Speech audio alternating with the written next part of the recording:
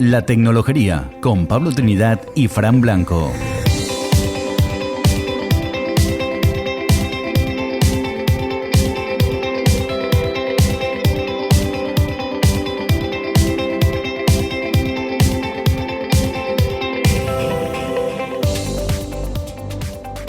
Hola y bienvenidos a La Tecnologería, un podcast en el que damos a conocer a empresas y personajes influyentes en el mundo de la tecnología y que por fin se encuentran en nuestro entorno cercano.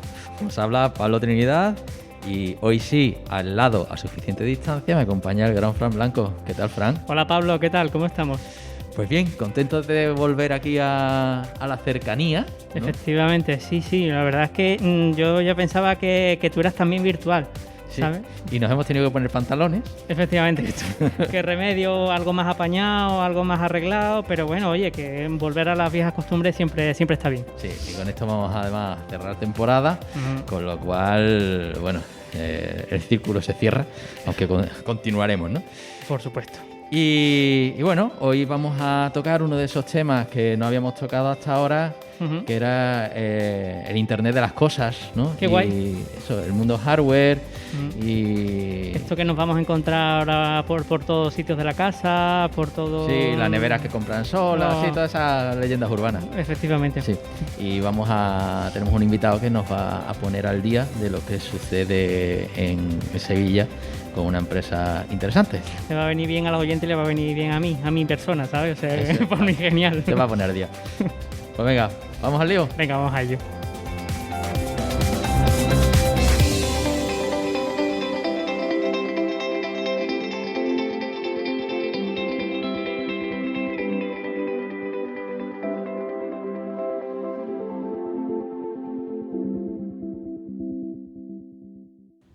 En este episodio vamos a, como hemos dicho, tratar el tema del hardware, ¿no? De este Internet de las cosas, ¿no? De irnos un poquito a esa parte menos visible de la informática, aunque es la visible de verdad, ¿no? Ahora y demás es muy relevante. Eso es. Y para ello, pues contamos con Manuel Álvarez, fundador y CEO de Utswallow. ¿Qué tal, Manuel? Muy bien, gracias. Aquí con ganas de entrevistarnos y ver en persona, como dices, ¿no? Eso es. Hace tiempo que, sobre todo para mí que vivo fuera, hacía 18 meses que no venía a Sevilla y lo echaba de menos. Sí, además que eso, si no hubiéramos podido grabar. Te hemos cogido aquí casi a traición. Sí, casi a traición porque me voy mañana. Así que muchas gracias por la invitación de última hora.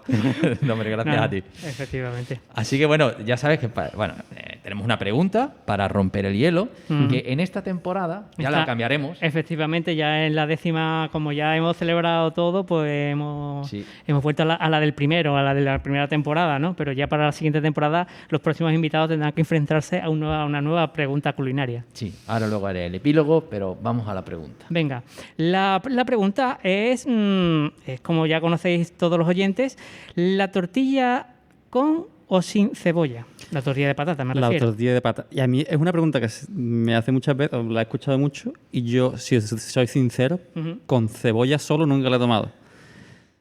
Yo la he tomado y la hago o sola o con cebolla y pimiento. Pero cebolla solo no. Y la verdad, y me gustan ambas. Depende de cómo me levante el día. Hay veces, o también cuando lo hago, y lo hago mucho en el extranjero para los guiris, ¿no?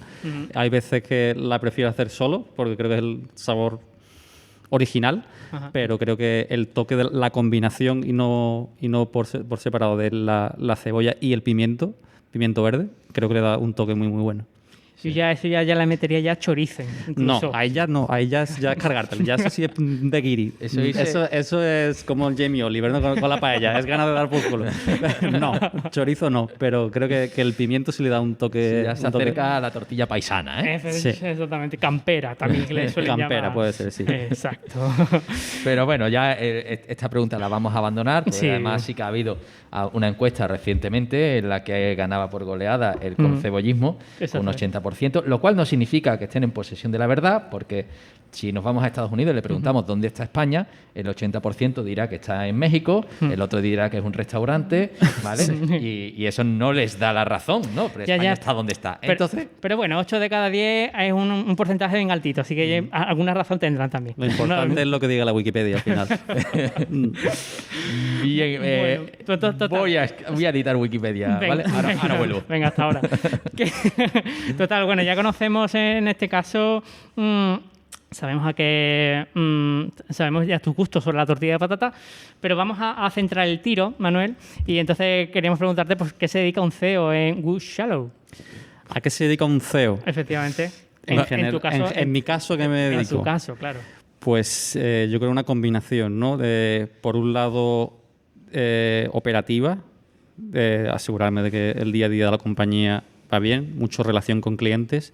Ahora os explicaré un poco a qué nos dedicamos, pero nosotros trabajamos ofreciendo servicios a clientes, entonces dedico más tiempo a asegurarme de que el cliente está contento que a lo que es la gestión del personal interno, ¿no? La verdad es que para eso tengo buenos gestores y llevan el trabajo bien. Entonces, pues eso por un lado, asegurarme que el día a día de la empresa va bien, pero por otro, abrir nuevas puertas, nuevas oportunidades de negocios y también incluso pues, estar al día de tanto tecnológicamente como de la industria, de la evolución de las tendencias, ¿no? Creo que es importante en el mundo tecnológico, bueno, o en cualquier industria, en el mundo de los negocios, el saber qué es lo siguiente y qué es lo que hay que ir haciendo pues, para llegar a tiempo, ¿no? Si no, se queda un poco atrás. Esto me recuerda a aquel episodio que hablamos del ingeniero comercial, ¿no? Efectivamente.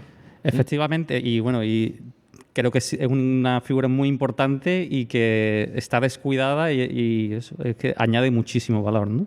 Yo antes esta mañana estaba hablando con mis compañeros de lo importante que es pues, hablar con los clientes pues, esos 3 años antes de que te pidan lo que sea, ¿no? O de que salga una licitación, de que salga una oferta pública. Con el momento en el que sale la oferta, ya llegas tarde, ¿no? Entonces tienes que estar con ellos, el razonar el que les hace falta y por qué, el entenderlo tú también, y el desarrollar cosas junto con ellos, ¿no? Con el cliente final, y cuando te la pidan, que ya lo tengas ahí, ¿no? Y no esperarte a que te salga una licitación de 200 páginas, quiero tal producto, y ponerte a hacerlo desde cero, ¿no? Si esperas a ese momento, ya es tarde, ¿no? Claro. Entonces, la labor del ingeniero comercial, que sea capaz tanto de hablar con el cliente como de entenderlo. Tan importante es hablar como escuchar, incluso más importante es escuchar que hablar, y después traducirlo internamente a la estrategia de la compañía, ¿no? Qué guay, qué interesante. La verdad es que es un perfil que bueno, que en una escuela pues como tal no se enseña y tal, y es que es con el paso del tiempo y con el trato al personal, ¿no? Es decir, no se enseña y eso, como digo, es importante y muchas veces los profesionales se desarrollan así. Muchas veces te ves comerciales que no son técnicos y bueno, la verdad es que el resultado a veces es bueno, a veces no es tan bueno, o comerciales incluso, que aunque no tengan formación técnica son capaces de ir aprendiendo, ¿no? Pero también te ves lo contrario, de ingenieros que a ninguno nos enseñan absolutamente nada comercial, pero que poco a poco pues, van desarrollando esas habilidades y creo que añaden muchísimo valor a una compañía. Totalmente. Qué guay, qué chulo. Bien, pues entonces, ya que más o menos sabemos a qué dedicas tu trabajo, bueno, hay un ingrediente que nos falta, que es Good Swallow, ¿no? La empresa. ¿A qué se dedica? Sí. Efectivamente. ¿A qué se dedica? Pues Good Swallow nació hace 5 años o 4 años y pico, y nació puramente como una casa de desarrollo de productos IoT. Nosotros, todo surgió gracias a una oportunidad comercial que yo vi, trabajando con el que ahora es nuestro cliente. Ellos hacen smart meters, contadores inteligentes de electricidad y de gas, y vi que hacían mucho outsourcing del desarrollo, ¿no? Aunque tenían el in-house, tenían lo que es la gestión de producto, buscaba mucho fuera compañías que le hiciesen tanto el desarrollo hardware como el desarrollo software embebido. Y no siempre encontraban los partners que deseaban, ¿no? De la calidad que deseaban. Yo trabajaba con ellos, pero también conocía muchos ingenieros, habiendo estudiado ingeniería en Sevilla, ingenieros de calidad, y yo ya he trabajado en el sector. Y en ese momento pues propuse el por qué no montar algo en Sevilla y darle servicios para probar a ver qué tal. Sí, bueno, ahora vamos a quedarnos todavía con la versión quedamos con el corta. que hacemos. Efectivamente. Vale. Con la versión corta, ya luego indagaremos un poquito y entraremos más en profundidad en la historia, pero ya más o menos ubicamos el desarrollo de productos hardware y software para terceras compañías, sí, en el mundo IoT. Qué guay, qué chulo. Magnífico. Bien, pues bien. nada, vamos al principio de la historia entonces. Efectivamente, porque ya sabemos el final, vamos al principio. Así que, Manuel, ¿cuál fue tu primer contacto con un ordenador? Primer contacto con un ordenador, yo creo que era bastante pequeño. Mi padre compró un 386 y a mí desde chico siempre me gustaba mucho trastear con él. Somos 3 hermanos y yo el del medio, y yo soy el que más caña le di al ordenador. Y la verdad es que el trato era poniéndole cosas a funcionar a mi padre, y jugueteando mucho. Me acuerdo, la verdad es que tengo vaga memoria, pero me acuerdo mucho de jugar o de trastear con DOS. Y tuvimos el mismo ordenador durante muchos años. Yo recuerdo que de repente pasó del 2, empezó la gente a utilizar el Windows 3.1 y yo eso en mi caso no lo tenía. Entonces, bueno, seguí utilizando el MS2 durante muchos años hasta incluso casi hasta que llegué a la universidad, ¿no? Entonces, sí, esos fueron mis comienzos. Con esos disquetes de arranque para echar esos juegos. Exactamente, era mucho más divertido. No sé, técnicamente era más un reto mayor, ¿no? Sí, y yo creo que por eso a lo mejor la mente del ingeniero se forma un poco mejor. Hoy en día que todo es demasiado fácil. La abstracción de las tareas informáticas ha hecho que todo sea demasiado fácil. Y lo que no sé es cómo encontrábamos información para hacer esos archivos. Pues yo lo que no recuerdo es el autodidactismo, cómo funcionaba, porque la Wikipedia no estaba y yo lo que tenía una Larousse así de gorda de enciclopedia que de informática no hablaba. O como mucho la revista Rollo Computer Hoy o cositas así. Sí, por cosas de esas sí había. La verdad que sí, revistas sí recuerdo comprar en mi época. Era la época dorada de los kioscos. Exactamente. Eso es. Cada semana ahí a tope para coger el cachito de texto, ¿no? De turno, ¿no? El resto es todo publicidad. Bueno, entonces, ¿estudiaste Teleco aquí en la US? Yo estudié Teleco en la Universidad de Sevilla, sí. ¿Y por qué estudiaste Teleco? ¿Por qué estudié? Pues por lo que le comentaba, tuve mis dudas entre Teleco e informática. A mí me gustan mucho los ordenadores. La verdad es que se me da mucho todo lo que es ciencia, física, matemáticas, química, y a lo mejor por influencia familiar o recomendaciones me tiraron más hacia la parte de Teleco, diciendo esto de los ordenadores, eso no sabemos a dónde va a ir, ¿no? Estábamos hablando cuando yo elegí era el 99, yo empecé en el 2000. Todavía el boom informático no había pegado y parecía que era una locura eso de estudiar informática. Ya a lo que te refieres. Sabes a lo que te refieres, ¿no? Teleco en esa época sí estaba de moda. Yo estaba entre Teleco, industrial e informática. Acabé en Teleco, que era como algo a medio camino entre la ingeniería y la informática, ¿no? Sí, que era lo que entonces tenía prestigio, la informática, ¿no? Sí, te pedía la nota más alta, era la de Teleco, todo ese tipo de cosas, ¿no? Era lo que tenía prestigio. Eso es. Y entonces, si escuchas al entorno, pues bueno, no todas las carreras profesionales son perfectas, tienen algunas decisiones incorrectas, en fin, en eso está. Entonces, está claro. Y dentro del mismo Teleco yo he hecho muchísimos cambios, ¿no? En tema de especialización yo no sabía qué hacer. Y hice tanto robótica como telemática, que al final es más informática. El proyecto fin de carrera lo hice en tratamiento de imágenes, en biomedicina. Y ahora mismo trabajo en Internet of Things, ¿no? Entonces he hecho un poco de todo y algunas cosas más, como decía, más ingenieril, otras cosas más cercanas a la informática. Sí, al final tenemos extremos que se acaban... Bueno, no son extremos, realmente es que no tenemos solapamiento en muchas de las áreas, en muchas herramientas, en muchos conocimientos comunes y al final, pues bueno, ahora además que vivimos en una época de bonanza en la que es difícil encontrar informáticos y telecos y de todo, pues entonces, ¿qué más da? Digamos, tenemos ahora mismo la... Ya, desde luego. Yo creo que ambas cosas son necesarias. Siempre veo mucho rivalidad, que la veo absurda. Muchas veces los telecos dicen que los informáticos no tienen ni idea y al revés. Yo creo que un buen equipo te hace falta las dos cosas. Sí, además tú estás en un contexto que es poco habitual, que es el mundo del hardware, que tenemos muy poca industria en España. Totalmente. Entonces, si hubiera más industria, pues seguro de ese tipo, pues seguramente habría más sinergias, ¿no?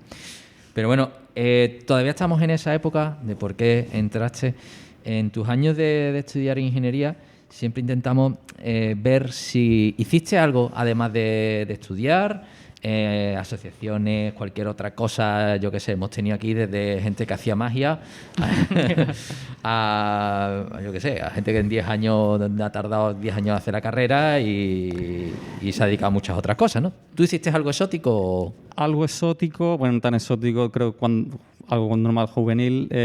Tenía mi grupo de música con mis amigos durante 2 o 3 años. Tocaba el bajo eléctrico.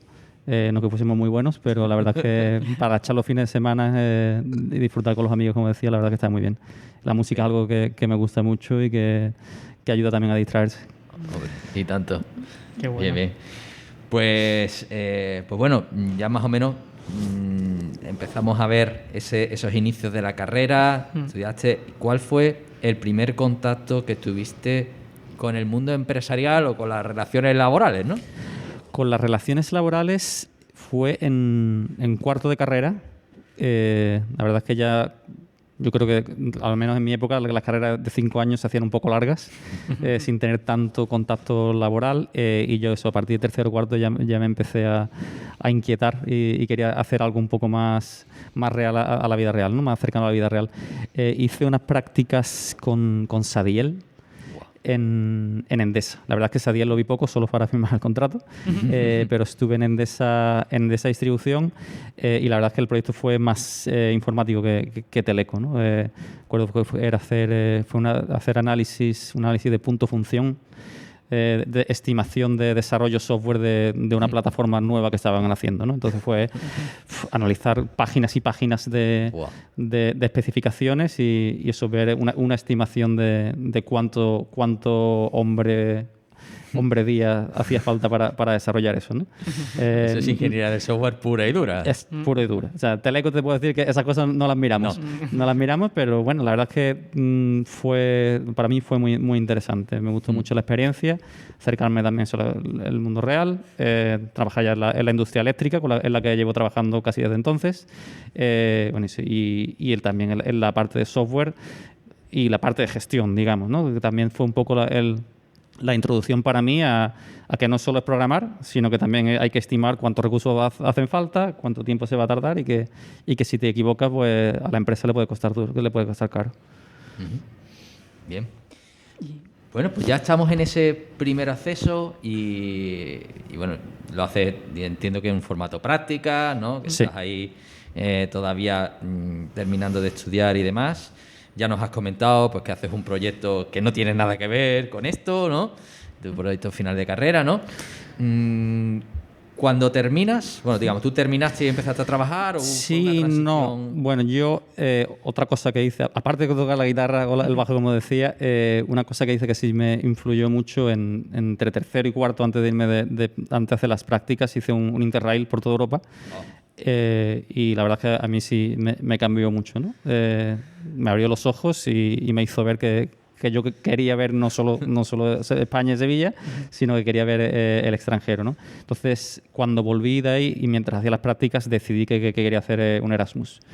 Entonces, yo quinto lo hice en Alemania, en Dresden, y ahí fue donde hice el proyecto fin de carrera, que eso, hice en biomedicina, que no tenía nada que ver. A la vuelta presenté el proyecto y mi primera trabajo post carrera fue, de hecho, en la escuela. Pillé una beca no era una beca, fue una sustitución de un profesor, ¿no? Estuve dando clases de robótica, de hecho, robótica y control automático y programación en C. Mientras se decidía si pillaba una beca para hacer un doctorado. Vi que era interesante, pero que no me veía 4 años haciendo un doctorado y no me veía dando clases durante toda la vida, ¿no? Entonces fue un periodo corto que estuve solo un semestre dando clases, muy interesante. También se aprende muchísimo, creo que vosotros sabéis mejor que yo. También se aprende muchísimo, pero vi que era algo que a mí no me atraía, ¿no? Que no me veía toda la vida en la vida académica. Eso es. No, yo tampoco. Y aquí llevo un rato. Yo me di cuenta a los 3 meses, duré 6. Yo llevo aquí ya bastante más. En fin, no, pero bueno, digamos después de ese periplo por el mundo de la docencia y ese agujero en el que no caíste, ¿no? ¿Cuál fue el salto ya a la industria oficialmente? El salto a la industria, bueno, estuve buscando una temporada, buscando algo que me atrajese. Vi que eso, que a lo mejor había cometido el error o no error de empezar un trabajo por empezar antes y era algo que no me atraía. Entonces esperé a que llegue una oportunidad que realmente me llamase, ¿no? Tuve una entrevista con Telvent. Sí. Ahora, Grupo Abengoa entonces. Grupo Abengoa entonces, originalmente Sainco, y ahora es parte de Schneider Electric. Y me ofrecieron un proyecto muy interesante. Telvent iba a comenzar un despliegue de contadores eléctricos inteligentes en Suecia. Y bueno, estaban reclutando distintos perfiles. Yo había estado en el extranjero, había mostrado interés internacional, me manejaba los idiomas dentro de lo que cabe, bueno, y parece que les casaba también, ¿no? Y me ofrecieron un puesto allí de lo que entonces le llamaba ingeniero de proyectos, que es básicamente hacer un poco de todo, y que poco a poco se fue encauzando de una forma u otra. Y allí es donde empecé, ¿no? Y al final, bueno, son cinco años lo que estuve en Telvent. Sí, por aquel entonces, además, nosotros trabajábamos con Jesús Bermejo, si no recuerdo mal, y a nivel de investigación, él estaba intentando hacer el doctorado, un directivo haciendo el doctorado, imagínate. Es difícil, sí. Y teníamos algunas cositas conjuntas en tema de configurabilidad y demás relacionado con el mundo eléctrico, así que a lo mejor hasta nos cruzamos por... Pues igual. en algún punto. Bien, oye, y después y en esos 5 años, ¿qué es lo que empiezas a aprender? Digamos, ¿o qué contribuyó eso a que montaras tu empresa a día de hoy? Sí. A ver, estuve allí 5 años, como decía. Estuve primero en un proyecto en Suecia, volví, después fui a un proyecto a Finlandia. Todo en el mismo área, el tema de contadores eléctricos inteligentes, y yo lo que vi es, lo que me di cuenta, lo importante que es no solo la parte técnica, sino la parte de gestión. Que, bueno, que cuando tienes proyectos tan grandes, tan importante es tener muy buenos programadores o ingenieros, como gestionarlo adecuadamente, no solo gestionarlos, motivarlos, darle desarrollo profesional, que tenga una estrategia empresarial clara para todo el mundo, un poco de todo, ¿no? Y entonces, pues, decidí que quería estudiar un MBA, ¿no? Algo típico también en el mundo de los ingenieros, hay mucho que lo hacen, ¿no? Y entonces dejé Telvent para estudiar un MBA internacional, pedí una beca que me dieron y lo dejé para eso, pues, hacer un career break, un poquito de parón, reflexionar y educarme un poco en la parte de gestión, negocios, finanzas, de todo un poco. Esa era la famosa beca Talentia, ¿no? Efectivamente. Una beca que creo que no sé si la siguen dando o no, pero creo que son muy, muy positivas. Yo, desde mi punto de vista, para mí personalmente creo que me ha contribuido mucho como tan persona como profesional, y que son oportunidades que hay que darle a la gente. Sí, creo que por aquí hemos tenido algunos, no sé si Miguel Villalobos, creo que, o programas similares, ¿no? Que acaban al final te obligaban a irte al extranjero a formarte con el compromiso de volver a Andalucía, exactamente. Andalucía. Que también eso es también lo que después me empujó a montar la empresa, ¿no? Yo me fui, hice el MBA, estuve 1 año y medio fuera. El compromiso es, después de 4 años, puedes estar como 4 años trabajando fuera, pero si no vuelves, pues tienes que devolver el importe de la beca, que normalmente son bastante grandes, ¿no? Entonces yo también quería volver. Cuando volví no estaban las cosas fácil. Estaba hablando del año 2012, 2013, post-crisis. La verdad es que estaba la cosa complicada, ¿no? Sí. Y de hecho yo acabé trabajando en Inglaterra. Yo volví a Sevilla, pero después de no encontrar lo que estaba buscando, me fui a Inglaterra y empecé a hacer consultoría con Accenture. También en el mundo de Smart Meters, ¿no? Vieron que era algo que estaba despegando allí también. Había un programa que se sigue desarrollando, desplegando, programa nacional de despliegue de contadores inteligentes. Estaban buscando gente y eso, yo acabé haciendo consultoría en Inglaterra, pero siempre buscando el cómo volver a Andalucía, ¿no? Y ahí fue poco a poco el cómo acabé montando la empresa, ¿no? De hecho, yo sigo allí porque los clientes los tengo allí.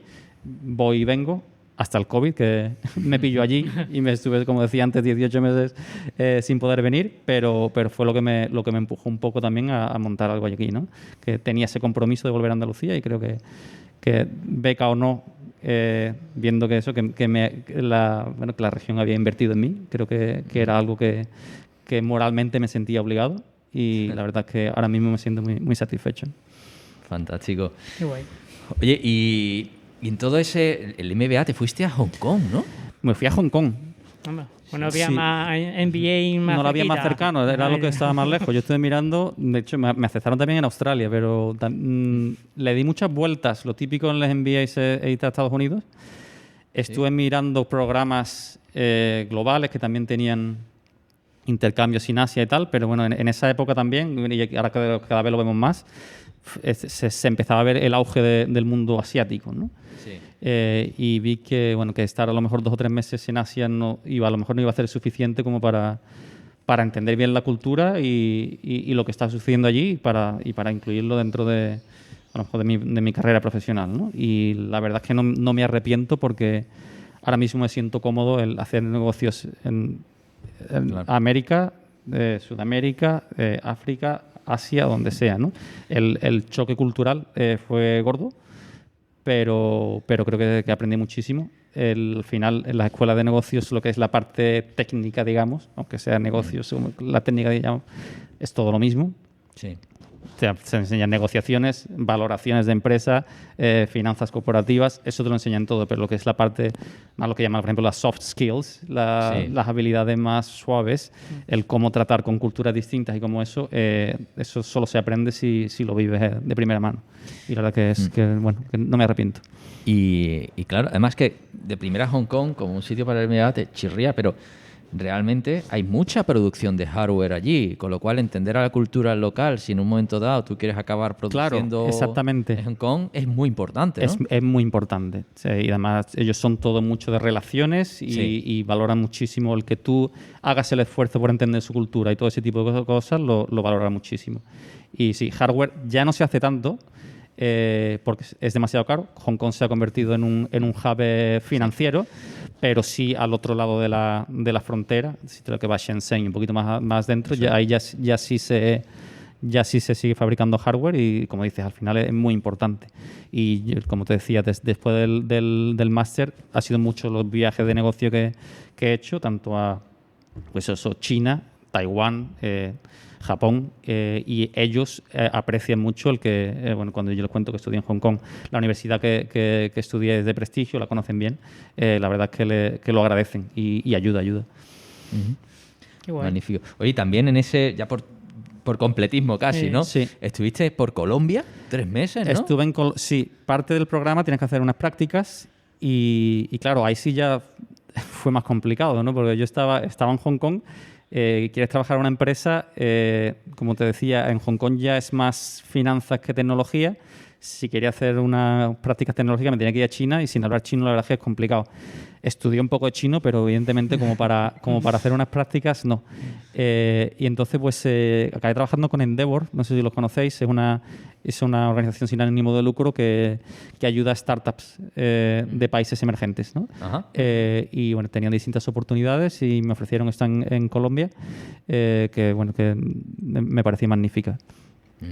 Qué bien. Además eso, es una zona más a cubrir en cuanto a cultura. Sí, totalmente. Y es una cultura que yo no conocía, la verdad es que me pareció encantadora. Trabajé muy a gusto, muy trabajadores. A mí me sorprendió tanto la calidad de los ingenieros colombianos como la dedicación, que los tíos le echaban horas y horas y no veas, ¿no? Y los productos de calidad que sacaban. En este caso era una compañía de software, no fue de hardware, pero hacían temas de ERP, gestión de helpdesk, cosas así. Pero los tíos hacían un producto de calidad y que tenía muchas ventas en lo que es el sector local. Local no solo colombiano, sino sudamericano en general. Y también a mí me sirvió eso para darte cuenta que no todos son multinacionales americanas que tengan software que venden absolutamente en todos sitios, sino que las empresas locales también son capaces de hacer software similar y vender bien. Qué guay, qué chulo. Sí. Entonces, vamos, está repartido por todas partes del mundo. Sí, después de eso ya paré un poco. Ahora ya llevo, en Londres ya llevo 8 años, porque después de tantas vueltas dije, voy a parar un poco porque te falta África. A veces hay que asentarse. Te falta África. África, algún proyecto he hecho en África, pero no he llegado a vivir. Bueno, ahí está en el to-do. Ya lo haremos, más adelante, ya veremos. Bueno, entonces, al final, te fuiste a Londres con Accenture, ¿no? Uh-huh. Y en esa transición pues ya tienes mucho más conocimiento de todo este mercado de contadores inteligentes fundamentalmente, ¿no? Y decides montar tu empresa, es decir, básicamente, como comentaste al principio, esa subcontratación que se estaba haciendo de forma, digamos, aleatoria o buscando... Tú dices, yo soy capaz de hacerlo mejor, ¿no? Básicamente sí, te digo... El cliente en sí, el que sale nuestro cliente, pues se trabajaba con la India y no estaban demasiado contentos con los resultados. Y, bueno, y fue básicamente el ver una oportunidad, ¿no? Y esos son el tipo de cosas que te enseñan en ese tipo de máster. Cuando ves una oportunidad, no la dejes escapar, ¿no? Sí. Y conocía el sector, conocía gente aquí en Sevilla que tenía las capacidades que hacían falta y dije, bueno, ¿por qué no? Vamos a intentarlo. Empezamos con un grupo pequeño, 6 o 7 personas, también un poco porque creo que cuando uno es emprendedor, la primera empresa siempre da un poco de miedo, ¿no? Hombre, claro. Y en eso también estoy contento, que aunque llevamos 5 años trabajando, todos han sido pasos firmes y ese fue el primer paso, ¿no? Un paso firme de vamos a empezar con un grupo pequeño, vemos si va funcionando y poco a poco lo vamos haciendo crecer dependiendo de cómo vaya la cosa, ¿no? A día de hoy somos cerca de 50 ya. Entonces, pues te digo, hombre, pasos pequeños pero firmes. Es mi filosofía, no intentar pegar un subido muy grande, pero eso poco a poco, la verdad es que si se van haciendo las cosas bien y creando valor, creo que se puede ir creciendo. Magnífico. Oye, y creaste entonces la empresa con un proyecto, ¿no? Es decir, ya con una financiación. Exactamente. O sea, lo bueno, hoy el caso que no es común en nuestro caso, es que nosotros empezamos con el primer proyecto ya firmado. De hecho, la empresa es bootstrapped. Ha sido básicamente financiación propia. Sí. Y como digo, manejando mucho el cash flow, básicamente viendo los proyectos que teníamos, cuánto podemos crecer con esto y poco a poco seguíamos creciendo, ¿no? Claro. Pero sí, empezamos con un proyecto firmado y eso es lo que nos dio también un poco de seguridad para seguir creciendo, ¿no?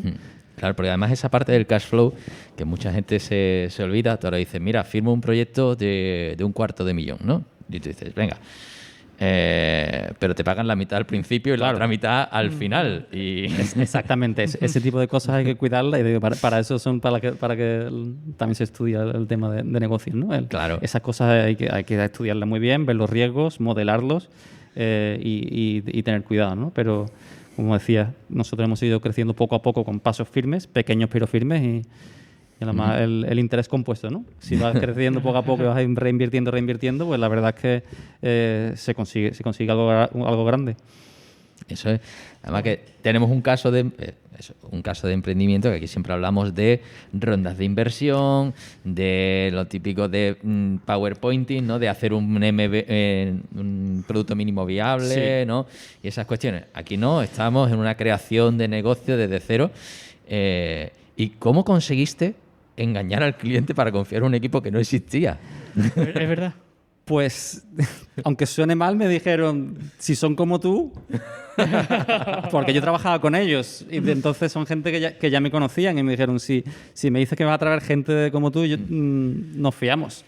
Yo lo que vendí es, bueno, yo creo, y que lo digo sinceramente, que yo creo que la formación que tenemos nosotros es muy buena. Lo que pasa es que no la vendemos bien.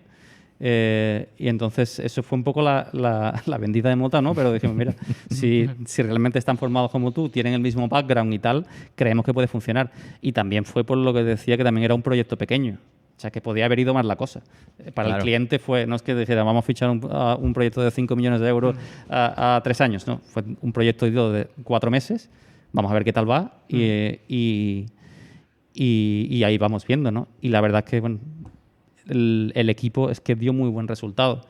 Y el ejemplo de ello es que al principio el proyecto era solo software el equipo fue allá a Inglaterra para un par de meetings y, que me acuerdo también, hubo un par de problemas de hardware y llamé a mi equipo y le dije, pues podéis echarle un vistazo porque esta gente tiene un problema. Tenemos un especialista en radio que es muy bueno, José, y el tío se puso allí y se lo arregló. O sea, por un problema de radiofrecuencia que tal que tenían con una antena de no sé qué, de no sé cuánto, entonces los tíos dijeron, hostia, esta gente sabe.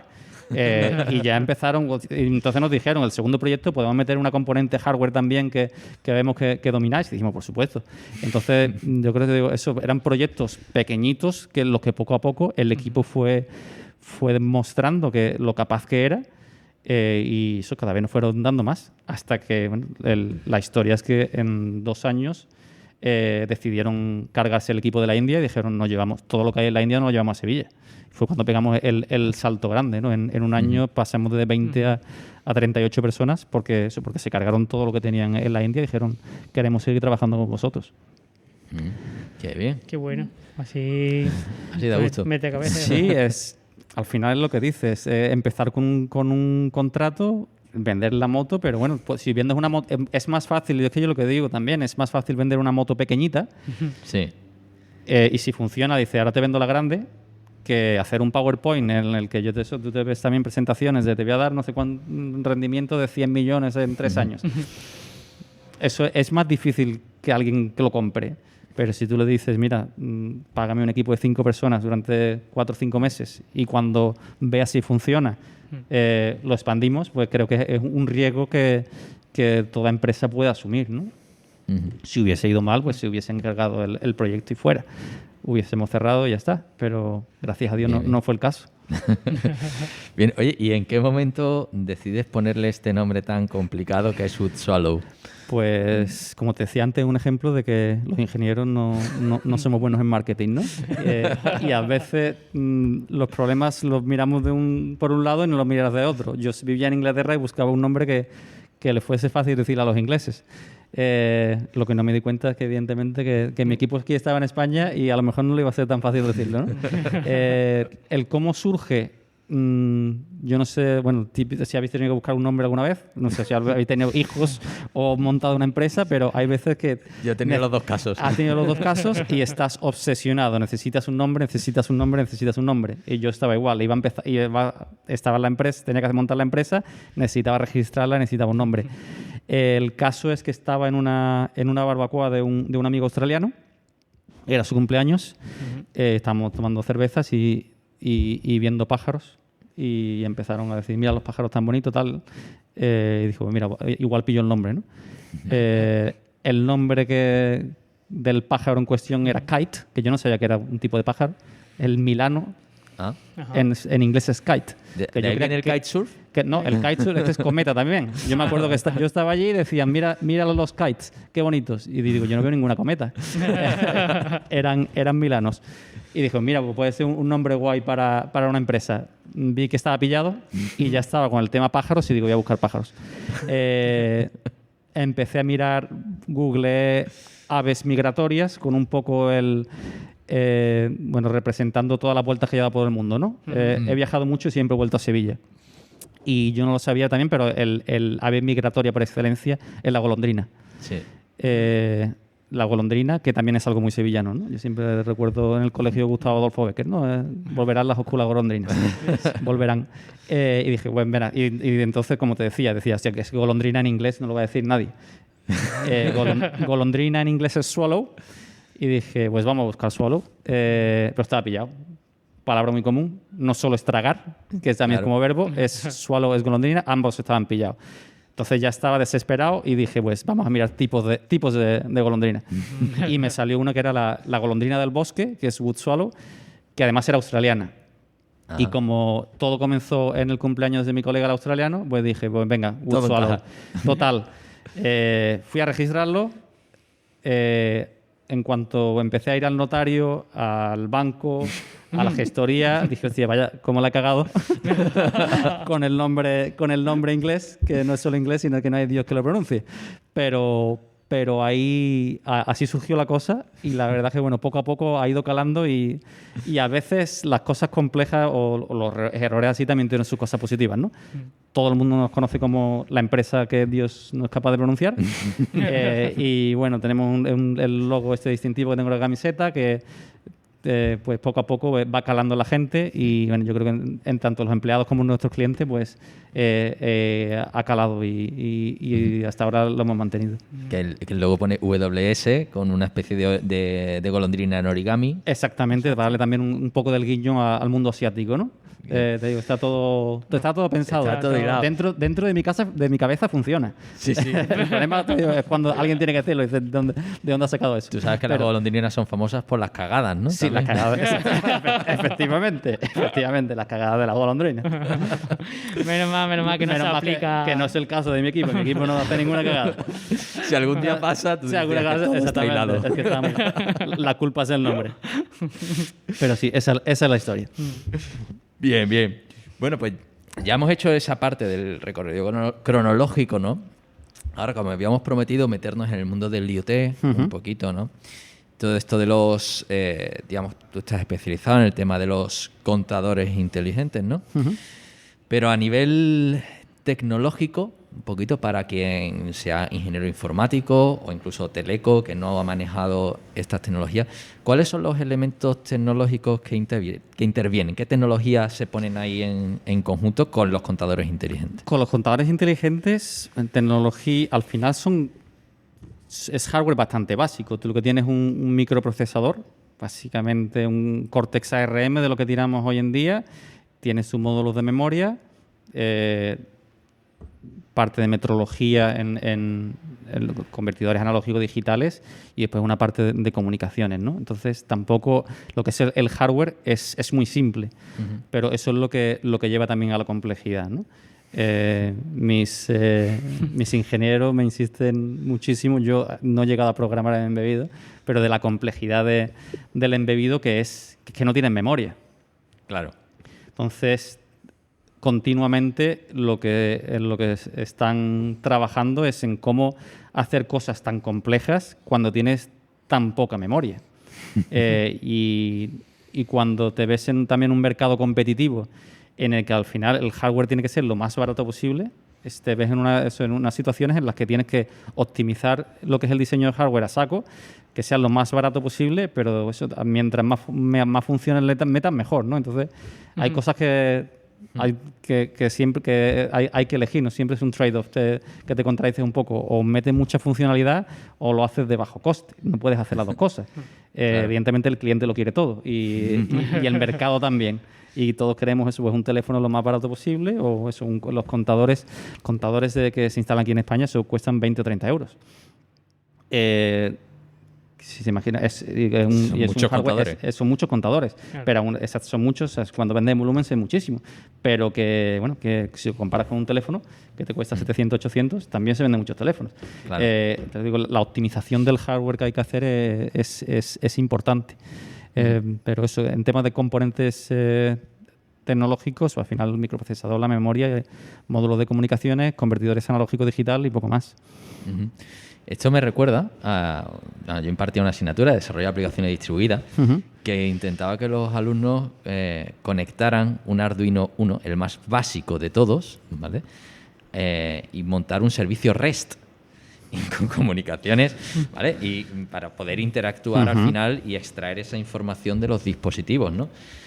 Es una máquina que tiene creo que 1K de memoria, es una cosa ridícula, que incluso tú metes el código y te estás metiendo ya en la zona de datos y hay que tener eso en cuenta, que tú no puedes empezar a poner cadenas, que todo es caro, ¿no? Todo, exactamente. Y hay que saber, y la gente que ha estudiado informática a día de hoy, no sé yo en Teleco sé que se estudia C y tal, parte de la presunción de recursos infinitos. Exactamente, y es el problema que nosotros vemos hoy en día también, que todo el mundo es así, y eso, incluso yo me peleé también con recursos humanos. ¿Por qué no te vale esa? Digo, es que esta gente, si no ha trabajado en esto antes, aunque me tenga mucha experiencia, es que no es lo mismo, porque todo el mundo está acostumbrado a tener recursos infinitos. Claro. Y aquí es totalmente lo contrario. Es un arte casi. Te digo que esta gente juegan con que le quedan nada de memoria y ya no es cuando tienes un producto. El problema es cuando te viene un defecto.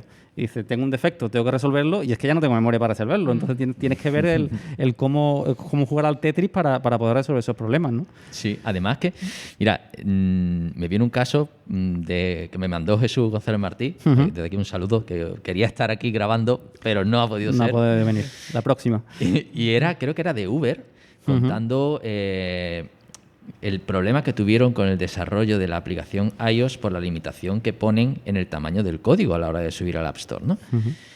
Y resulta, cuando yo lo veo, digo, hombre, esto es el típico caso de compilación dinámica y estática de librerías y demás. Y efectivamente, pero nadie sabía eso. Tú dices, en una startup de ese nivel, que nadie haya tratado la compilación como un problema, ¿no? Y cuando tú tienes el darle al botón de compilar y que aquello te tarda un montón de minutos y entonces te planteas como un proceso distribuido, pues eso lo hacíamos los viejos del lugar en los años 90, ¿no? Pero son problemas que no se han enfrentado. Claro, y entonces tienes a gente, y aquí, Fran, tú estás entre ellos seguramente, Seguro, que no te has enfrentado a esos problemas, y entonces tú cuando reservas memoria, si estamos en un C, ¿no? Ese malloc y el free, ¿no? Se nota en que hay quien pone el malloc y asume que funciona. Es decir, no, tú reservas memoria y es que puede no haber. Puede no haber, efectivamente. ¿Qué haces si no hay? ¿No? Y hay veces que da problemas y esa pequeña prueba de comprobar si alguien cuando reserva memoria en lenguajes que se puede reservar memoria comprueba que aquello peta, ¿no? Y encima lo trata bien, claro, que luego hay quien lo comprueba y la mierda para adelante, ¿no? Y eso es un mundo que hay que especializarse. Hay que especializarse y es uno de los retos que nosotros tenemos ahora mismo, que nos cuesta encontrar gente especializada en eso. Tenemos gente muy buena y también estamos formando gente que está dando muy buen resultado, pero la edad media de la plantilla es muy joven porque nos cuesta encontrar gente con experiencia, ¿no? Y vamos, ya te digo que la gente, que estamos cogiendo gente recién salida de la carrera y la formamos y están dando un resultado buenísimo. Pero a veces nos cuesta el crecer el equipo con gente con experiencia porque es que yo creo que desafortunadamente hay poco en España y al final pues eso, el mundo informática pues, está yendo hacia otro lado, ¿no? Hacia implementaciones en las que los recursos son infinitos y en nuestro caso pues no es así, ¿no? Sí, seguramente sea más fácil adaptar a alguien que ha aprendido C, sí, que está acostumbrado a ir al byte. Sí, totalmente. Por la propia definición del lenguaje, que evidentemente quien haya aprendido aún Python, JavaScript, eso no lo reciclas. Efectivamente. Es aprender desde cero, ¿no? Casi. Es casi, sí. Hombre, evidentemente quien sepa programar puede... Es todo reciclable y también depende de la actitud de la persona y las ganas que tenga de aprender cosas nuevas. Pero, como dice, al final, quien haya hecho C, o yo en mi época hacía ensamblador también, ese tipo de cosas, pues ese tipo de perfil es el que nos hace falta a nosotros. Y eso es complicado, pero bueno, también... Sí, al final... Esto yo creo que ya lo he repetido alguna que otra vez en este programa, que con esto del cloud y sobre todo la inteligencia artificial en la que se lanzan programas y experimentos masivos que son facturas de miles de dólares, ¿no? Sí. Y ahí sí que vuelve a importar el rendimiento. Claro. Porque al final en ese nivel macro las chorratitas se van sumando y hacen que la factura pase de 10 a 20.000 y una y otra vez. Claro, el problema es que las empresas que hacen eso son gente como Uber que le han inyectado 200 millones de dólares y entre pagar 20.000 y 30.000 en una operación tampoco le... Es que lo más triste es que no saben que pueden pagar menos. Exactamente. Y que no hay nadie que lo esté controlando o monitorizando, ¿no? Entonces... Es triste, pero sí, pero es verdad que es una paradoja que el tener tantas posibilidades y que cueste pasta, pues hace que haya que repensarse también un poco el uso de los recursos. Y bueno, ahí hemos hablado de una parte que es la parte física y de software, ¿no? Pero luego eso tiene que ser accesible desde una central o incluso ya desde el propio consumidor final. Es decir, yo, por ejemplo, sí que accedo a la página de, en mi caso, de e-distribución, de esa distribución, y puedo acceder en tiempo real a los datos de mi contador, ¿no? ¿Esa parte de las comunicaciones también estáis ahí? ¿O? Sí, claro, y además es de las cosas más importantes. Yo también seguridad, siempre... ¿no? Tanto seguridad también como la cobertura. la accesibilidad a los dispositivos, ¿no? Yo siempre digo que uno de los problemas del Internet de las cosas es que muchas veces se intenta conectar cosas que no tiene sentido conectarlas, ¿no? La nevera. La nevera, la tostadora, el no sé cuánto. Y tú dices, bueno, ¿y se hace? ¿Por qué? Pues porque la tecnología permite.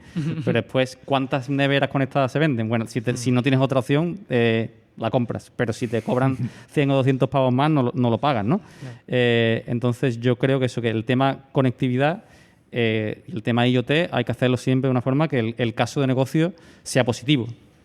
En el mundo, por ejemplo, nuestro de los contadores inteligentes, cambia muchísimo la tecnología que se usa en un país o en otro, o que elige una eléctrica u otra, dependiendo del caso de negocio. Porque la forma de acceder a eso, necesitas acceder a todos los contadores, conseguir esa cobertura, la diferencia en precio puede ser masiva.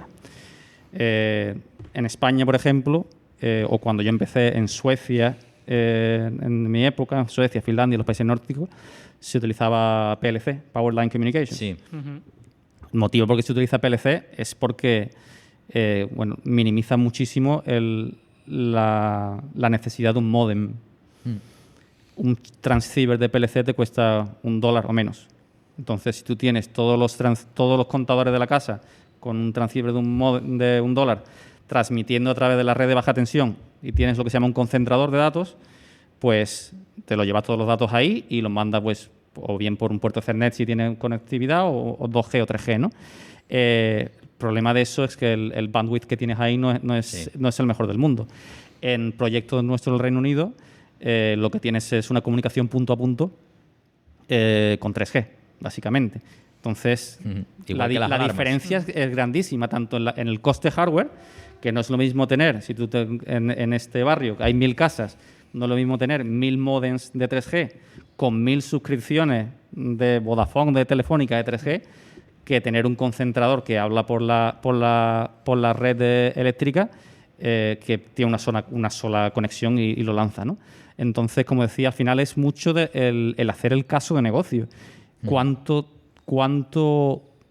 te revierte el tener una conexión mucho más buena, una conexión punto a punto con un ancho de banda gordo, con todo lo que eso cuesta, tanto en el tema de CAPEX, de que el módem es más caro, como operacional, de las suscripciones mensuales que tú tienes todos los meses de cada una de las casas? Más las antenas. Más las antenas, más todo. Que incluso, se la paga otro, pero... Bueno, pero es todo. Sí, todo eso. ¿Cuánto valor le añade a la eléctrica para gastarte eso en comparación, pues eso, como te decía, el PLC que se utilizaba a principios de los años 2000 y que se sigue usando, en el que tiene mucho menos bandwidth, pero el coste tanto de inversión como operativo es mucho más bajo, ¿no? Entonces son cosas que nosotros trabajamos muchísimo y que dependiendo del cliente y de las necesidades y lo que valore ese tipo de valor añadido, pues está dispuesto a gastarse o no, ¿no? Claro.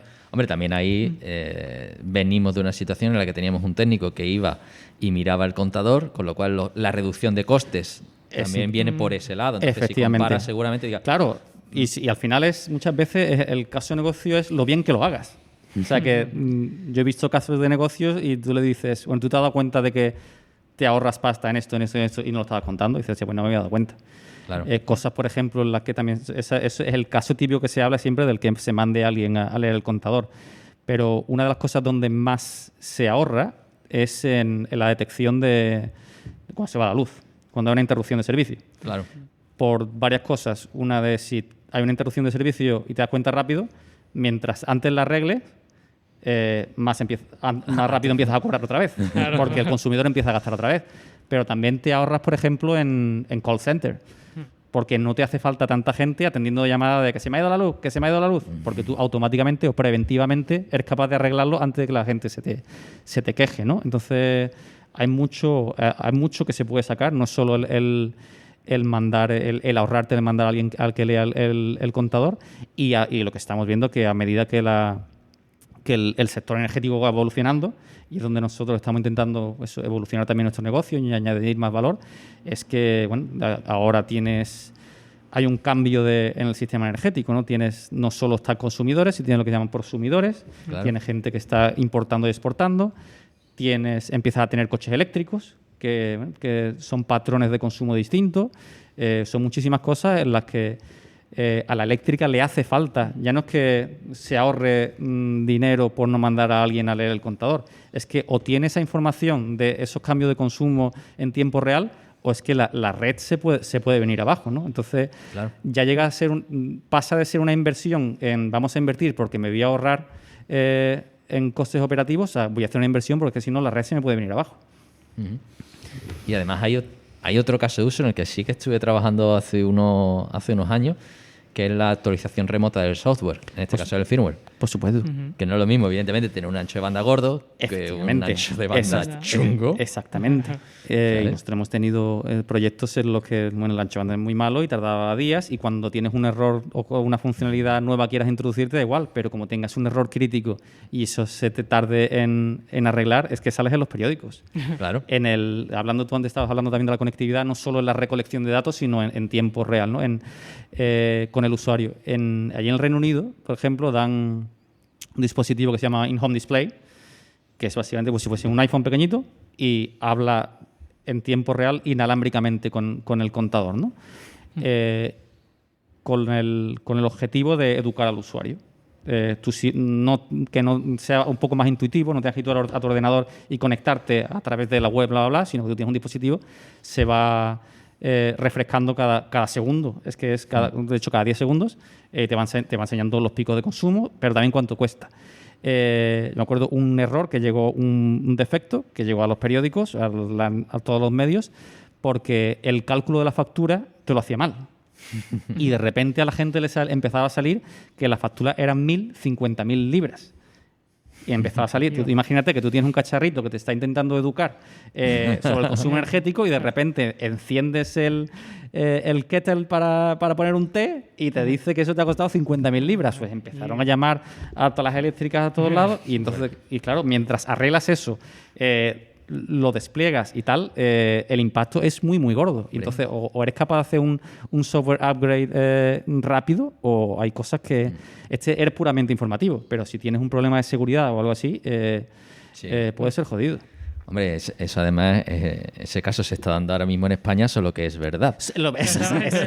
Exactamente. Pero también es uno de los motivos por los que se tiene este tipo de contadores, ¿no? Para que poder traducir las tarifas del mercado mayorista puede traducirse al mercado minorista, aunque la idea es que vayan hacia abajo, no hacia arriba.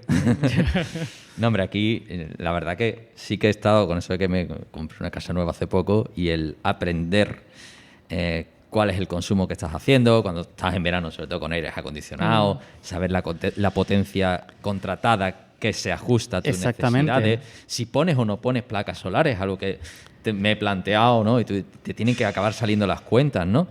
Entonces, son esas cosas que forman parte de la educación y que son cosas nuevas y que hay que educar. O, por ejemplo, lo que estaba diciendo antes del tema de los coches. Ahora ya no es cuando no pones gasolina. Ahora lo que tienes que cargar es una batería. Y tienes que decidir cuándo. Y tienes que decidir cuándo y cuánto. Y ya no es si voy a poner 3 euros o 4 euros. Ahora estamos hablando de minutos o kilovatios hora, ¿no? Y tienes que el hacer tú la conversión de esos kilovatios hora en cuántos kilómetros son. Los coches te hacen una estimación, pero al final tú tienes que aprender. Sí. Que cuando vas con la app de recarga te dice cuántos kilovatios quieres meter. Tú sabes que tu batería tiene 50, 80, ¿cuánto quieres meter? Y la educación alrededor del precio. O sea, una cosa que estamos viendo ahora es eso, y donde estamos intentando entrar, en la parte de la recarga inteligente, es que el precio varía mucho. Claro. Y la gente no está al tanto de la diferencia de precio tan grande. Yo tengo un coche eléctrico, el otro día lo cargué en un espacio público, cobraban 25 céntimos el kilovatio hora. Wow. Si tú lo cargas por la noche, eso te cuesta 5 céntimos el kilovatio hora. Entonces, estás pagando gasolina 5 veces más por la incultura, o sea, por la falta de conocimiento, ¿no? Entonces, ya no es el día a día de la factura de la luz, que a lo mejor son 20 o 30 euros lo que va arriba o abajo, la factura de una casa.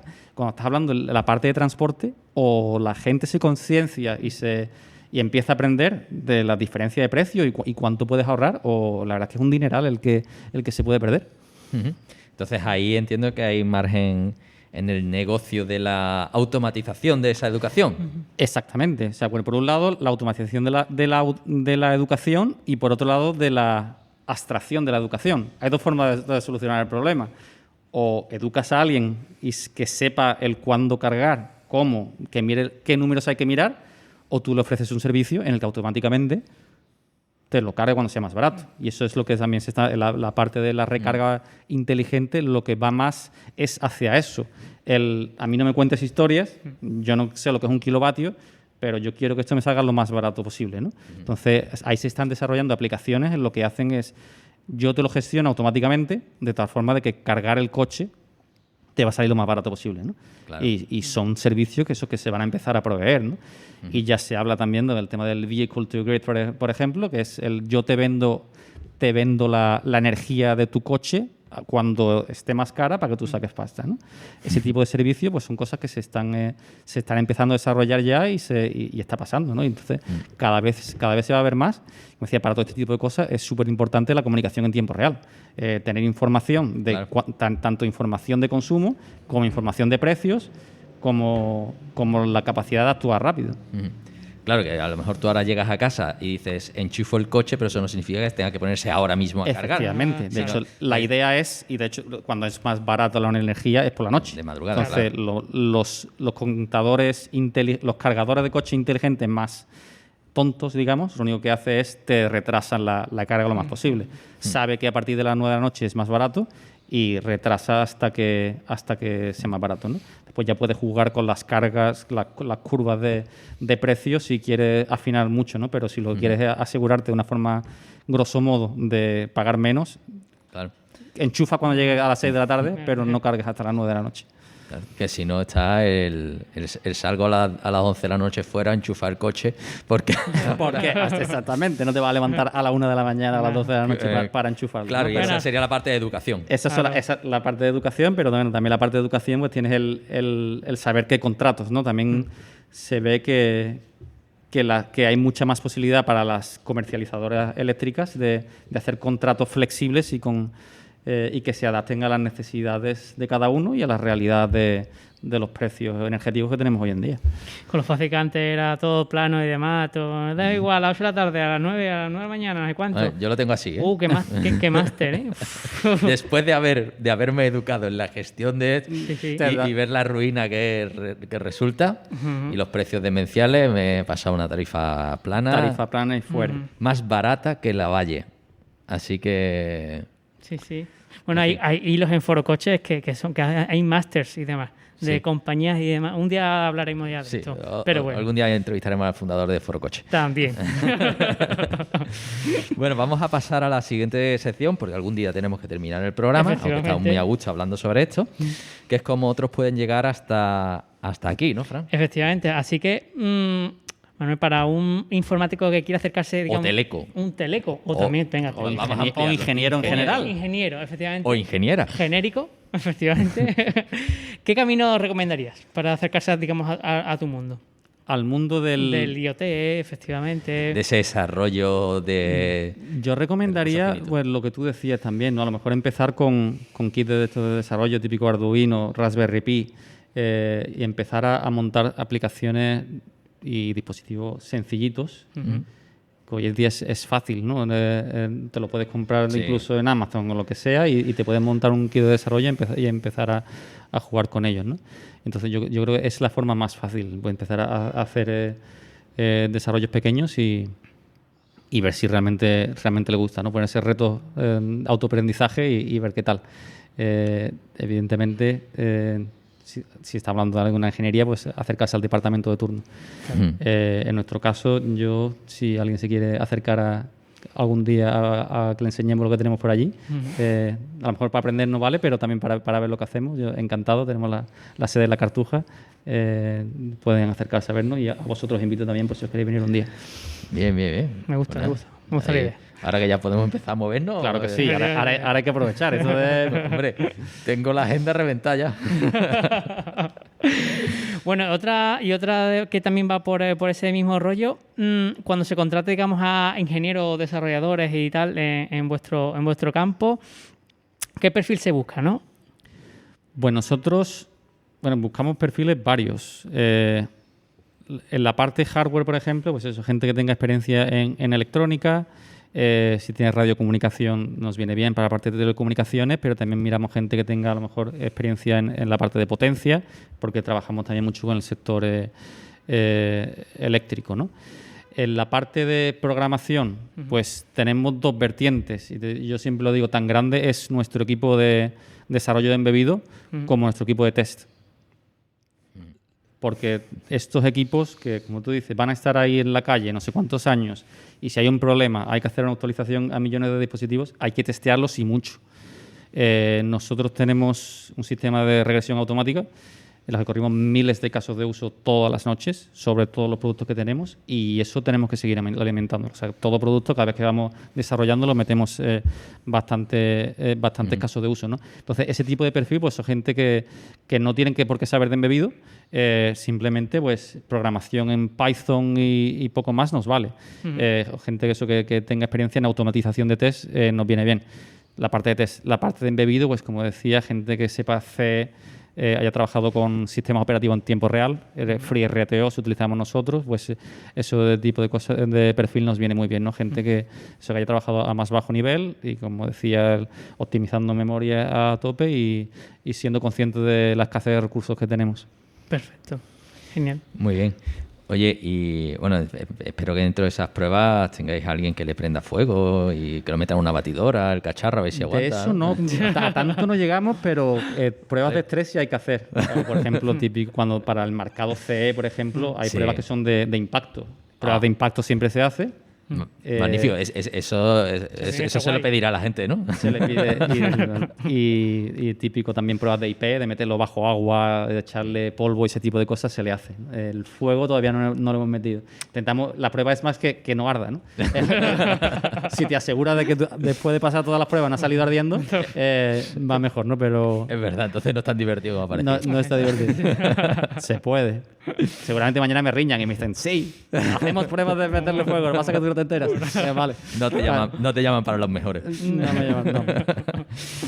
Bueno, digamos, buscando la relación de todo esto con el mundo de los estudios, ¿qué porcentaje de tu yo actual crees que se lo debes a tus estudios? ¿Qué porcentaje de mí? Sí, de tu formación actual y de tu... de tu personaje, de tu laboral, ¿no? ¿Cuánto ha sido gracias a los estudios, en este caso, universitario y MBA? Yo diría un 80%. Yo creo que los estudios son muy, muy, muy importantes, y porque al final todo es una combinación tanto de estudio, desarrollo, como influencias externas y decisiones que se tomen, ¿no? Pero al final uno se va influenciado, la gente que tienes alrededor, pues por lo que estás estudiando. Y después, bueno, las decisiones profesionales igual, ¿no? A medida que te vas metiendo en una carrera técnica o en una carrera todo se va influenciado por los estudios. Entonces yo creo que es muy importante. Después hay una componente de personalidad, pero como digo también la personalidad se ve influenciada por el entorno, ¿no? Entonces para mí los estudios son fundamentales. De hecho, no te he contado, aparte del MBA, en Londres estudié, que acabé el año pasado, también otro máster en economía y gestión pública. Porque vi que trabajando el programa del Reino Unido es un programa gubernamental, y vi lo importante que es el no solo saber de negocios, sino saber de regulación, claro, saber de política, saber de cómo se mueve el mundo, ¿no? Y entonces, de hecho, por eso me apunté a ese máster, ¿no? Y a economía también, porque al final vivimos en un mundo capitalista, el mercado es el mercado, ¿no? Hay que saber cómo trabajar con él. Entonces, para mí la formación universitaria creo que ha moldado mi personalidad casi, diría un 80, sino un 90, ahora que estoy hablando, ¿no? Muchísimo. Bien, bien. Qué bueno, bien. Momento de Lorian. Totalmente, así que volvemos un poquito para atrás y Manuel, si pudieras decirle algo a tu yo de hace, pues eso, a 10, 15 años, ¿qué le dirías? 10 o 15 años. Sí. Yo diría tomar decisiones preguntando a más gente. Yo creo, o sea, toda mi carrera profesional tomar muchísimas decisiones, irme al extranjero, estudiar esto, estudiar aquello, tomar este trabajo, tomar este otro, pero mucho ha sido por, digamos, investigación de escritorio, ¿no? Hoy es muy fácil buscar en internet y ahora buscas esto y otro buscas lo otro, pero a lo mejor contrastando con opiniones de terceros que tienen más experiencia que tú o que han vivido una cosa, han vivido otra, y que es mucho más válido la experiencia real que lo que tú puedas encontrar buscando en internet, creo yo. Entonces, yo me diría a mí mismo, la próxima vez pregunta más, antes de tomar esta dirección o esta otra, pregunta más a gente que haya tomado esa dirección, que haya tomado la otra e infórmate bien antes de hacerlo. Bueno, quizás esa opinión puede ser un poco... quiere decir, te puede retrasar, ¿no? O también, que a lo mejor... Te puede retrasar, pero yo entre las lecciones aprendidas es las decisiones informadas son lo más importante. Datos. No tomes una decisión sin datos, ¿no? Y en lo que estamos hablando del mundo emprendedor, en el mundo empresarial, yo te puedo hacer un pitch magnífico, pero si yo no te enseño un informe de mercado detrás que valide que los datos que te estoy dando son reales, no tiene demasiado sentido, ¿no? Y si te estoy diciendo que te voy a vender 100 millones de euros en un mercado que no existe o que el mercado realmente es de 3 millones, pues te das cuenta de que no tiene sentido, ¿no? Entonces, sí, el preguntar retrasa la toma de decisiones, pero más vale tomar una decisión bien informada que no a voleo. Está bien eso de no vender humo. Totalmente. Sí, de eso hay un montón. Demasiado. Por ahí. Bueno, vamos a la última sección del programa, por fin, digamos. Sí, porque estamos muy cómodos, como hemos dicho, pero hay que acabar el programa, como quien dice. Así que vamos al último tramo, mucho más personal. Y en este caso te queremos preguntar, pues, ¿cómo organizas tu tiempo? ¿Cómo organizo mi tiempo? Pues para mí el Outlook, la verdad, es fundamental. Ahí donde tengo todo. Hoy en día las aplicaciones están muy integradas. Mi equipo se utiliza más típico Jira o GitLab y ese tipo de cosas. Para mí el Outlook lo utilizo tanto para reuniones como para qué voy a dedicar el tiempo, ¿no? Yo también eso se lo digo a mis compañeros, que o te agendas tiempo para hacer las cosas o al final puedes retrasarlas demasiado, ¿no? Entonces, yo para mí lo utilizo como herramienta tanto para agendar reuniones, que tengo bastantes, tanto internas como con clientes, como también simplemente para tareas, ¿no? El ponerme una hora en el calendario para voy a escribir tal documento, voy a escribir tal oferta, lo utilizo mucho. Muy bien. ¿Y tienes algún sistema de productividad? De productividad tal cual, no. A lo mejor me contradigo a mí mismo y es algo que debería medir y tomar información al respecto y tomar medidas basadas en eso, decisiones en eso, pero sistema de productividad tal cual, no. Perfecto. Así se vive más feliz, hombre. Claro que sí, claro que sí. Como tú decías, no yo, mi equipo sí. Claro. Exactamente. Mi equipo te puede decir que pues saben cuántos tickets hacen cada día, cuánto tiempo se tarda en cada ticket y todo ese tipo de cosas. Para mí, personalmente, no. Pues entonces, la siguiente pregunta tiene un poquito más de sentido y va a ser a lo mejor un poquito más subjetiva que objetiva, porque es... Normalmente, pues, en este mundillo, ¿no? Cuando, en tu caso, has creado una empresa, ¿no? Y se te puede considerar una persona de éxito, ¿no? Y aquí habla de gente de éxito. Bien. A la prensa le gusta mucho eso. Pero nosotros tenemos una visión mucho más simple de todo esto y es que las personas que alcanzan el éxito es porque son capaces de encadenar una serie de días buenos, ¿vale? Entonces, en ese sentido, tú cuando termina un día y dices, hoy ha sido un día bueno,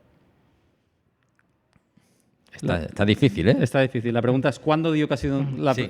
¿Qué tiene un día bueno para ti? Yo diría que a lo mejor no te lo puedo decir en componentes... ¿Numéricos? Seguro que no. No numéricos o de actividad, pero yo sí te digo que la sensación emocional de un día bueno es siempre, al final incluso es psicosomática, ¿no? Es física. Un día bueno, un día en el que no me he cabreado. Un día en el que no acaba el día pensando en trabajo, día en el que mi mujer no me dice, estás pensando en trabajo, te lo veo en los ojos. Para mí es un día bueno, ¿no? Un día en el que estás satisfecho, no estás contento, el que te sientes contento, ya sea porque te ha salido algo bien, porque has hecho algo nuevo, una experiencia nueva, porque has conseguido algo difícil, un reto tanto profesional como no profesional. Bueno, ese tipo de cosas siempre da un toque de alegría, ¿no? Pero yo diría que un día bueno es un día en el que uno acaba contento, que no está de mal humor, ¿no? Que se siente bien. Contento y que hayas sumado algo y que no sea a costa tuyo, ¿no? Sí, exactamente. Bien. Bueno, pues ahora con ese ratito que queda después de trabajar, ¿no? Ahí estamos.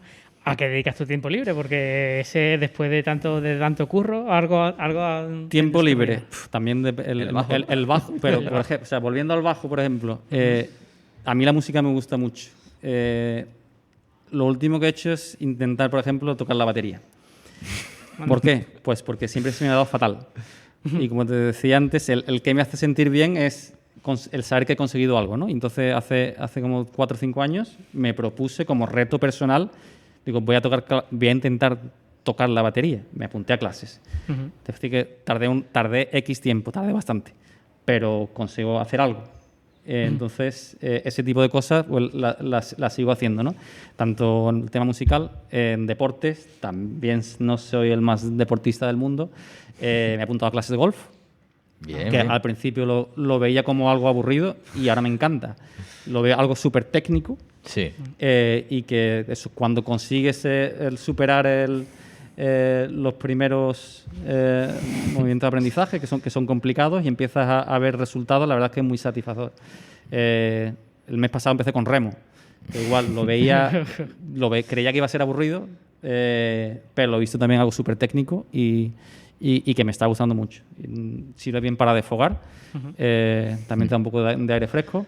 Y como te decía también, superación personal. Aparte de eso, la cocina me gusta bastante también. Estarás de acuerdo o no con mi técnica de tortilla. Venga, va. Pero sí me gusta, por ejemplo, explorar mucho después de mi etapa asiática, pues un poco el mezclar un poco a lo mejor los sabores asiáticos con los mediterráneos, pues me gusta. Y con esta época de confinamiento que hemos tenido, que en Inglaterra ha sido mucho más duro que aquí, y he pasado días y días y días encerrado en casa, lloviendo encerrado en casa, pues ha dado para hacer un poco de cocina también, la verdad. Sí, para tener que pedir una pizza de emergencia. Sí. Porque algunos días, con esos experimentos de mezclar sabores, hay veces que se lía, sí. Hay veces que dice, efectivamente. No sé si he hablado con mi mujer, pero parece que sí. No, es que yo también. Tú también lo intentas, ¿no? Sí, yo también lo intento y de vez en cuando pues acabas con el plan B o el C, ¿sabes? Sí, pero bueno, también está lo que te digo. Si cuando sale bien, dices, Dios mío. Claro, entonces cuando... ¿Algún día montaré un restaurante? No, que eso es que trabaja mucho. Sí, también hay que aprender a delegar y dirigir. Tú pones las recetas y ya contratas al chef. Pues nada, hacer libros de cocina. También. O vlogs o podcasts.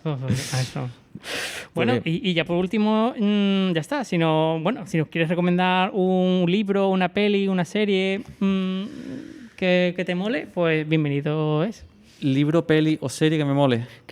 Si consume, si no consume, pues ya está. Pero no sé qué recomendarte ahora. O un palo de golf. Yo qué sé, por ejemplo, bueno, si es tiempo libre o de tu sector, en este caso, o porque te guste en concreto.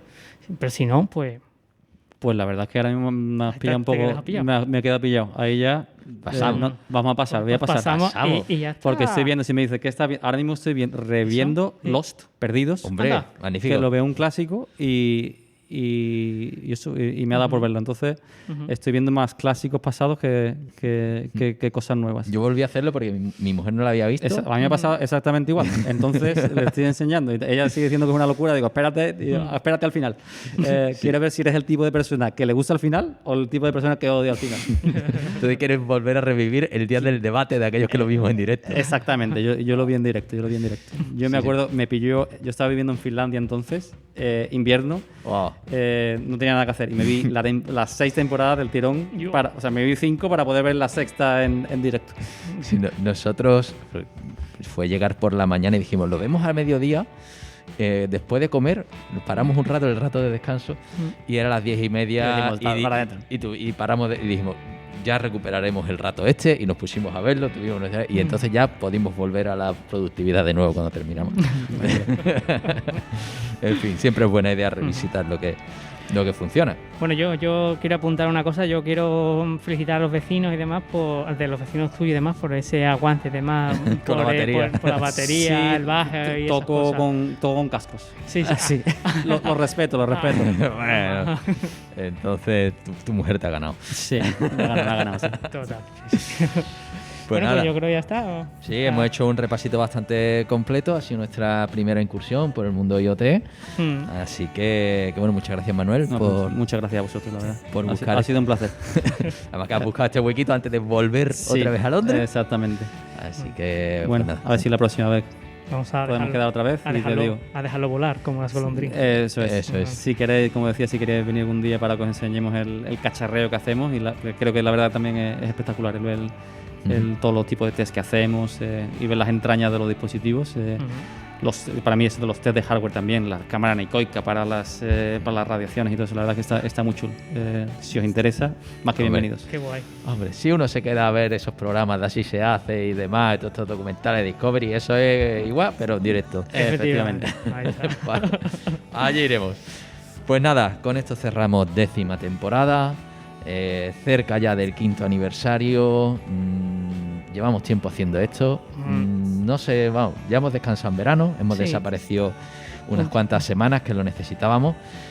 Y nada, volveremos, creo que con una 11ª Una temporada. temporada. Bueno, sí. varía. Eso es, para continuar con las buenas costumbres. Exacto. Pues nada, esperemos que sigáis ahí. Mientras tanto, pues ahí tenéis casi 65 programas publicados. Repasároslo, si os queda alguno. Está, y si tenéis alguna duda, pues nos lo comentáis en nuestros Eso. medios de contacto, por supuesto. Pues lo puedes hacerlo en hola@tecnologería.com, puedes suscribirte en iVoox y en iTunes, encontrarnos en tecnologería.com, donde abajo a la derecha tiene un enlace al canal de Telegram para saludar, enseñar la manita y esas cosas, y seguirnos en redes sociales, en Twitter y en Facebook como Tecnologería. Y YouTube también, Es por verdad. si quieres también. Sí, no salen nuestras caras, solo sale una carátula, pero quien tenga la mala costumbre de escuchar podcast en YouTube, Pues, ahí estamos ahí también. está, efectivamente. Pues nada, nos vemos en la próxima temporada con más fuerzas. Ahí estamos. Hasta luego. Adiós. Hasta luego.